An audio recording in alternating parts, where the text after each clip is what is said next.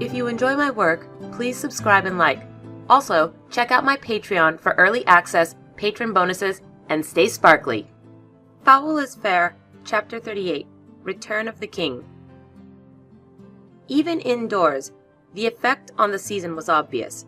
A cold wind whipped through the open windows, chilling the ballroom.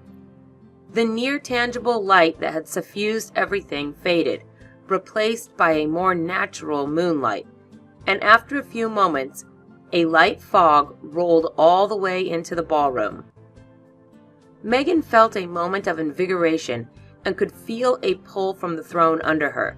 The ballroom had accepted her. Between her previous preparatory dancing lessons, Megan had learned that once the claim was established, she didn't have to stay in position the whole time. So she rose from the great chair and from the remainder of the suit, which had felt vaguely like trying to dance on stilts, but otherwise comfortable. Confusion rippled through the room, with any number of reactions evident, but no one moved. Orla herself seemed to be taking the defeat far more gracefully than Megan had feared. Indeed, the Queen looked as if she'd gained a measure of respect for Megan, judging by her light smile and the look in her eyes. Orla curtsied to the current unseelie Queen pro tempore, Autumn Regent. Megan had the chair, she did not have a grasp of the terminology.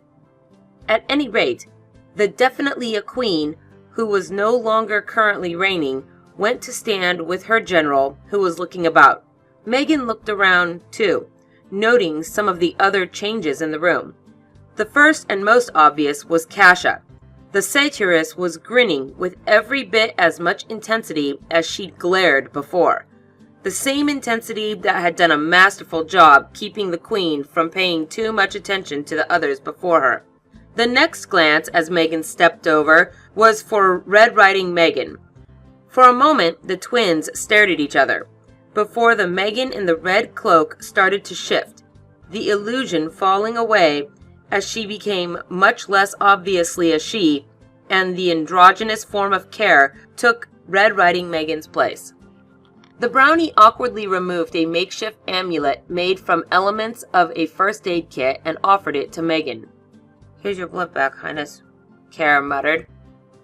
With a lot of eyes on the brownie, Care shuffled nervously from foot to foot.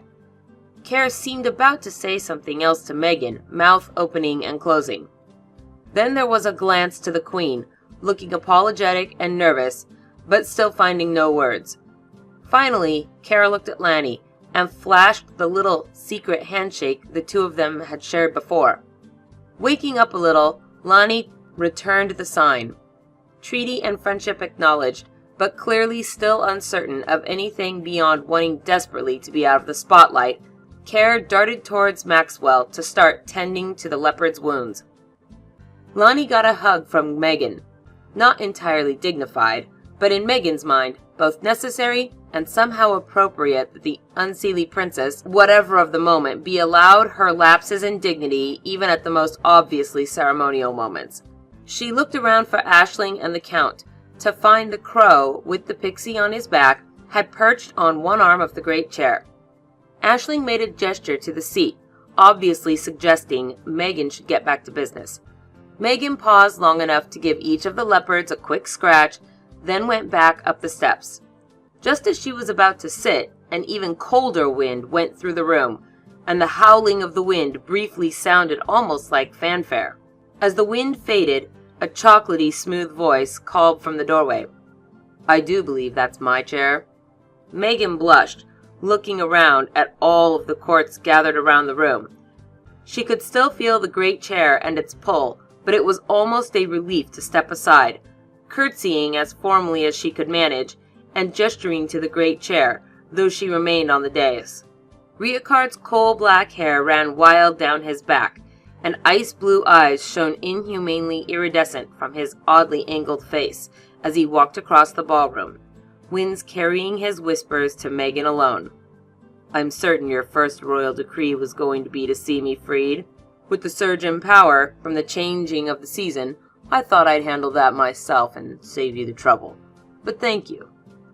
Judging by Orla's face, I'd have to guess it was artfully done. You'll have to sing me the story." Megan's grin grew as he spoke to her, becoming wider still as her father came up the steps of the dais and touched his armor. The vines wound around him, overlaying his ragged hunting clothes, covering him from head to toe until he touched the forehead with 2 fingertips and the helmet portion unwound. The proper unseelie king took his seat and looked out at his court. "I'm sorry I'm late," were his first words to the assembled. "But it sounds like my daughter has been keeping you all entertained. And, speaking of my daughter, my season's boon on taking power is due. So for this year, my favor from the realm is, regardless of your feelings towards today's drama, all guilt for today's actions are upon me, and I hereby pardon myself without exception. No action is to be taken against her or her friends, mortal or fairy. They are under my absolute protection, and the realm will help to enforce the decree that any who seek revenge or harm against them do so against my wishes, and they will be banished to a certain cave of ice, to reside within a circle of salt for a century and a day. I trust I'm clear." It was abundantly clear to Megan.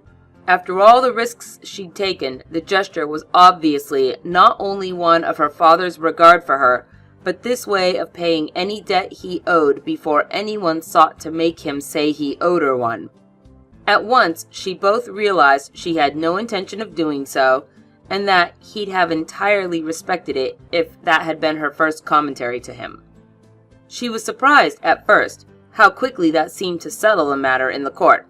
Even some of those who looked the most irate at her little surprise looked much more relaxed now. Riacard continued, having made his pronouncement. "Now then, critical business attended to, I have a question for all of you." He grinned, shifting from a formal position on the throne to leaning back against one arm at an angle so he could put his legs up across the other arm of the chair, and gestured casually towards the room, looking far more at home now. "Why isn't anyone dancing? It's a party after all." At his words, the music began, and fairies of all sorts and sizes and descriptions took to the floor, closing ranks to find partners, starting to dance a whirl and jump amidst the low fog that had filled the room. Orla still stood calmly with her general. Riacard looked to her, strangely intent, but not hostile at all. "You'll save me the gavotte later, Majesty?" he called to her. "Always, Majesty," the Seelie Queen called back. Finally, everything seemed right and comfortable in the realm, until Megan realized the song choice, doing a double take as she ensured she heard it right. After the formal dance of the change of power, the first dance of Riacard's seasonal reign was yet another song about jumping.